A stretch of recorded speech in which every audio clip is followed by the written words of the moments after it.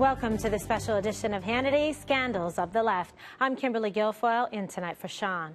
The party that often prides itself for being a so-called champion for women is now facing widespread turmoil after multiple high-profile Democrats have been accused of sexual misconduct.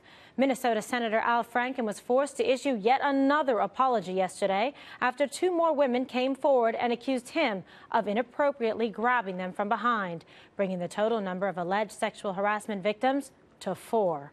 The apology read in part, quote, "I'm a warm person.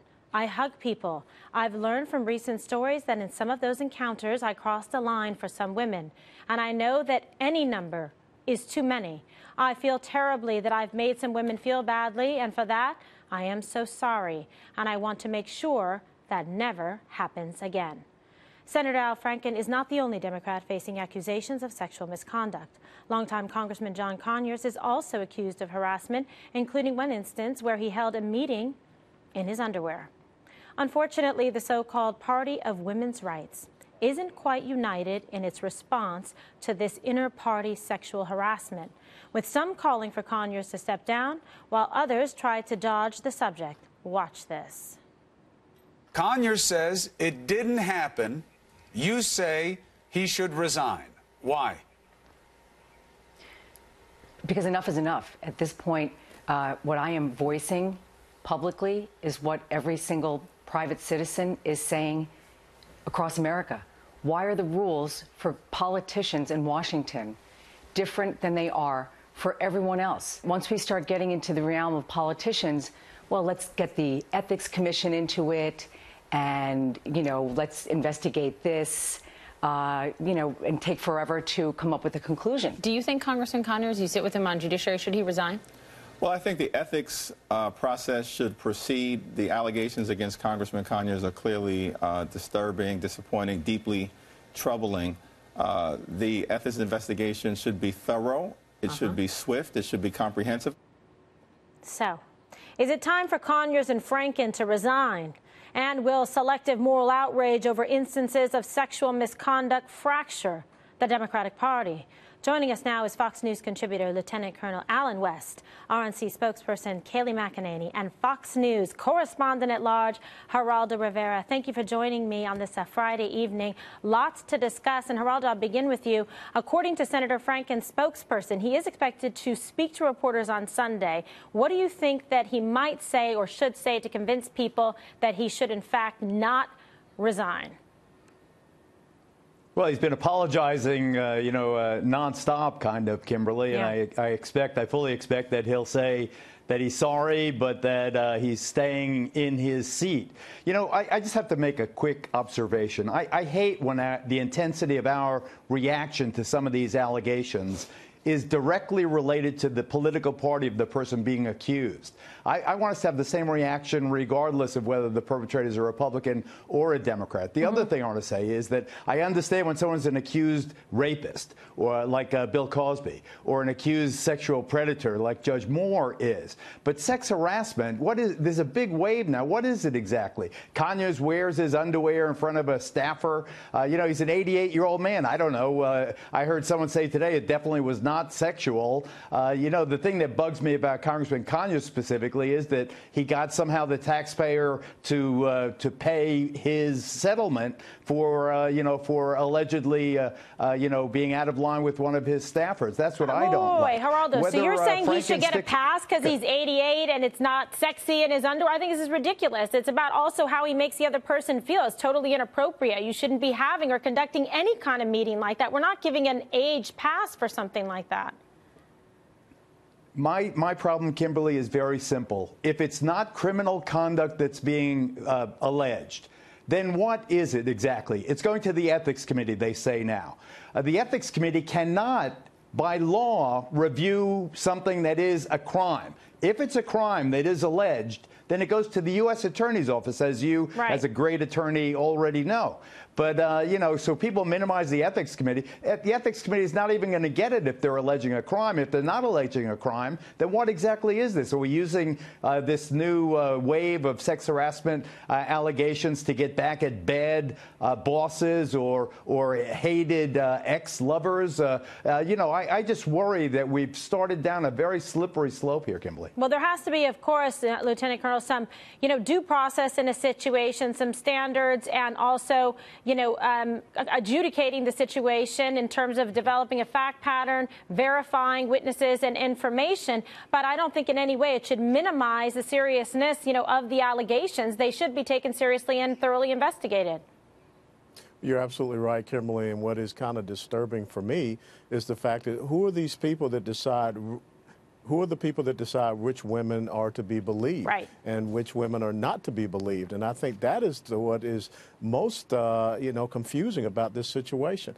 And this goes all the way back to, let's be very honest, with Bill Clinton and the women who accused him, but yet they were not supposed to be believed and they were attacked. But yet when you have a 40-year-old case and when you talk about Roy Moore, then all of a sudden that's to be believed. Right. But yet when it comes to Al Franken, this is just a guy who likes to hug people and it's no big deal. Or with John Conyers, we want to look a different way. There has to be a consistency in what we see happening out there, and I just don't see that consistency. All right, Kaylee, how do you see this situation? You know, it's tough because it can have some effect in terms of on gender lines, to see how women perceive it, or someone who's been in a situation like this. You know, we're all for due process and adjudicating it and determining the credibility and the veracity of the witnesses and their statements. It is more complicated when things go back way in time, as the Lieutenant Colonel has posited. Well, Kimberly, that's right. And that's why every single one of these cases has to be looked at in isolation. They can't be lumped together. Every single person should be heard. I think it's very troubling what we've seen, particularly from Congressman Conyers, when you see someone who paid $27,000 of federal taxpayer money to settle with a woman who was accusing him of firing her for not accepting his sexual advances. That in and of itself, that misuse of the taxpayer funds should be enough to call for his resignation. But what we're seeing, Kimberly, really is a case of the powerful preying on the people. It defies party lines. It's people in powerful positions, be it in Hollywood, be it in media, be it in Congress, preying on the American people. It's the swamp that Donald Trump talked about all along. Okay, well, you know, Geraldo, the Democratic Party and liberals have made themselves out to be the champion of women's rights. I mean, do you think we can expect a march on Washington on behalf of the women that have made these allegations or been victimized or had to sit there and have a meeting with Conyers in his underwear? Well, I wouldn't hold my breath on that one, Kimberly. But let me just give you an example. You're mentioning Franken now, and Franken's famous now, notorious or infamous for patting the butt of someone that he took a picture with, allegedly. So that's outrageous, we say. What about the allegation that's gained quite a bit of legitimacy and currency that George H.W. Bush, Bush 41, from his wheelchair tells a joke when women stand alongside him? Who's your favorite comedian? Mine is David Copperfield, you know, and he pats the ladies on the butt. I mean, if it's outrageous for Franken, it's outrageous for George H.W. Bush, and you talk about senior citizens, he's, what, 93 years old now. I know, but you were the one that seemed to be making some kind of exception for those that are elderly or infirm after a certain age, that they get some kind of, you know, get out of sexual harassment jail free card. Well, maybe I was speaking, you know, as a senior citizen myself. But my main point with Conyers particularly is that the allegations, now, it's one thing when he was going after allegedly some subordinate, and that's the one that got paid off with the taxpayer money. That's outrageous. And the fact that he somehow weaseled his way so he didn't have to pay it out of his own pocket, the fact that it was secret for so long, also outrageous. I think Congress is totally complicit. I think on right and left, Democrat, Republican, I can give you 100 cases where Mark Foley, Vitter, you know, Craig, go on and on and on. How many times our leaders have been guilty of these misdeeds, Kimberly? Well, also, and taxpayer money shouldn't go to have to pay for these misdeeds and this kind of, you know, abuse that people have to suffer in the workplace. I mean, Kaylee, what's your response when he brings up the other side? Do you feel there's a double standard, you know, or a hypocrisy of any sort? No, I think from the Republican Party, you've seen an unequivocal stance from both the president and from our party saying if any allegation is true, that individual should step down. It's a clear standard, but it's one we haven't seen embraced by the Democrats. They've covered for Bill Clinton for 3 decades. And now with Congressman Conyers, you have one Democratic lawmaker as of this morning calling for him to resign. Maybe it's a handful now, but where is the consistency from their party? Don't cover for your own. Be the party of women. That's what you claim you are. Well, you're not acting like it. All right. Well, Lieutenant Colonel, how about that? Because, they do really hold themselves out to be the gold standard, but the response and assessment and, being proactive on behalf of women in the sense of the liberals and Democrats has not been their most, worthy shining moment. No, you're absolutely right. The actions do not match up with the rhetoric. And you brought up the point, I'm waiting for Madonna or Ashley Judd or some of these other individuals to come out and start screaming from the rafters, but you're not going to hear that. I was in Congress when the Anthony Weiner incident came down. And, for him to have done the things that he did and then continue to maybe even run for mayor of New York City. I mean, you got to put these things in perspective. But if Congress wants to do the right thing, Congress needs to let us know in full transparency who are the people that were the recipients of these taxpayer-funded bailouts for their abhorrent behavior. That is something that they need to do, or else it will be seen as some big boys club. I think he makes a great point, Geraldo, which there has to be a full and thorough, a fair accounting from both sides in terms of how these things were handled, investigation back to understand that, where were the taxpayer funds allocated to, and after what kind of, due process, et cetera, to be able to vet the allegations and then also to act in a way, expeditiously to make sure that there was some kind of justice and there was some kind of reprisal and some kind of education going forward so that this would in fact not continue to occur.